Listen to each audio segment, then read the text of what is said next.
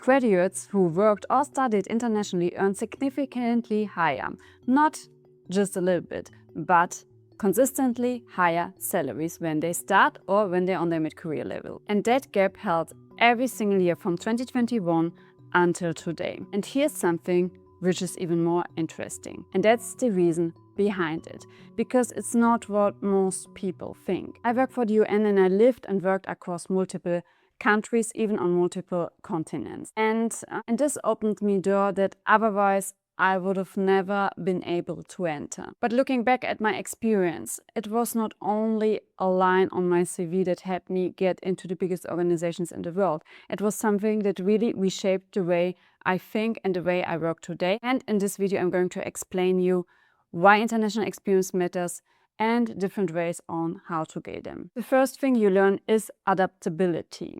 When you move to a new country, there is a different culture, different food, different style of communication, even different language sometimes. The way you behaved in your home country is something that most likely is not going to fit into the new country. So what you need to do is you need to adapt, and you need to do it fast. That you learn a new way of communicating, a new language, new way of understanding things, different habits. And that's a skill, that you can also use then later in your work experience, because adaptation is something which is really important in all workplaces, and that's something that the new employer appreciates, and that's something they know that the skill is important, so they're looking at the skill in your CV. The next thing is cross-cultural communication. 54% of employers today appreciate if you have multicultural communication skills.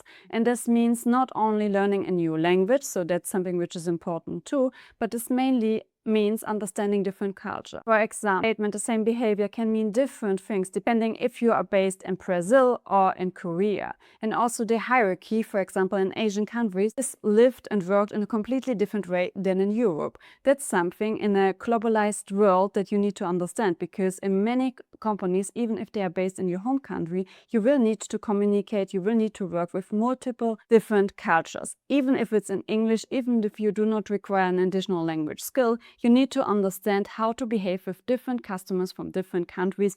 That's worth a lot, and that's something that you learn with international experience, and that's something that the new employer is expecting, and that gives you a benefit. That's why they're looking for it. The next thing, overcoming comfort. International environments are by nature uncertain, because everything is different, everything is unpredictable. Navigating exactly this complexity helps you to also manage uncertain and new situations at work. It basically brings you out of the comfort zone if you gain international experience. And that's something which is also highly valuable at every workplace. Now, let us also discuss now why it matters today, now in this moment more than ever. So here's why it's becoming more valuable, not less, as the world is changing. Teams are global, clients are global, problems are global. Even companies that never thought of themselves being international because they may be a local and traditional company need to manage teams from different countries, from different cultures, as in nowadays it's also difficult to find all the skill sets that you need within one country. And the person who can function effectively across all of this is not only useful, they're essential. And then don't forget AI as automating tasks that are repetitive, that are predictable, that are certain. The jobs that remain are the jobs that AI cannot replace. So here is where international experience comes in place. The more you understand different cultures, the more you work together with new teams, handle uncertain situations, go out of your comfort zone, the more likely you will be the one who works at the intersection of technology and business and will not need to be replaced by AI, because these are skills that still AI cannot replace, because AI did not live this international experience. It does not have this exposure. So at least for the next upcoming years, you will be more valuable for companies if you have this international experience. So no doubts, the demand is real, but the offer, the supply is surprisingly low. There are still many people who have only lived and worked in one country and who do not even travel much. So here is where you stand out. If the demand for international experience or international profiles is becoming more, and you are the one who lived or worked abroad, you will stand out in your application. And here's something else. International experience does not only mean you need to have lived in 5 different countries or you should have worked for the UN. It means also to have friends from different cultures, to travel in different countries, or to have any exposure with the international world. I even know people who are gamers and they are all the time in contact with people from different cultures.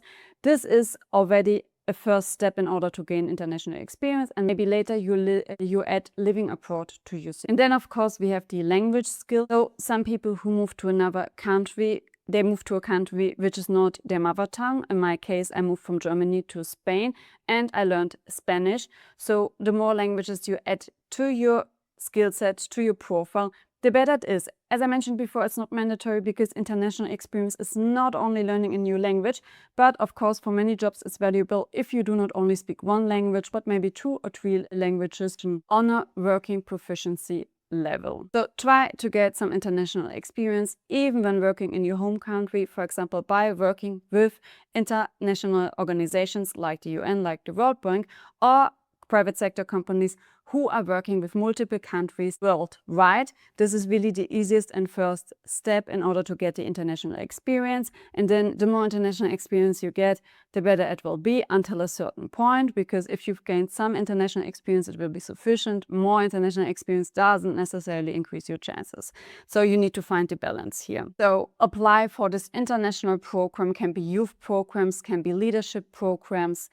Do the internship abroad, try to get some volunteering experience, even if it's online volunteering experience, but with an international organization like the UN or World Bank. And also try to work in private sector companies which work globally in multiple countries. That's the first step, and that's something that you can already do in your early career level. And if you are at your mid or senior career level, you can also do some MBA or management training abroad or still gain this experience in an international world. If you don't have the possibilities to gain international experience, try to think of learning a second or a third language. This shows curiosity. This shows you can adapt, you're interested in different languages and you have the capacity to learn another language. This international multicultural experience, whether gaining it via a new language or living or traveling abroad, is something which will give you the highest return on investment that you can imagine nowadays. The world is getting more connected, more global, more complex, not less. The professions who thrive in that world will not necessarily be the most technically skilled. They'll be the ones who can function across cultures, navigate in complex and uncertain situations, build trusts in rooms with an outsider. International experience builds all of this and will give you a competitive advantage. The earlier you start, the better, but even if you're on the mid or senior career level, it's not too late. If you like my content, please subscribe and I see you next week.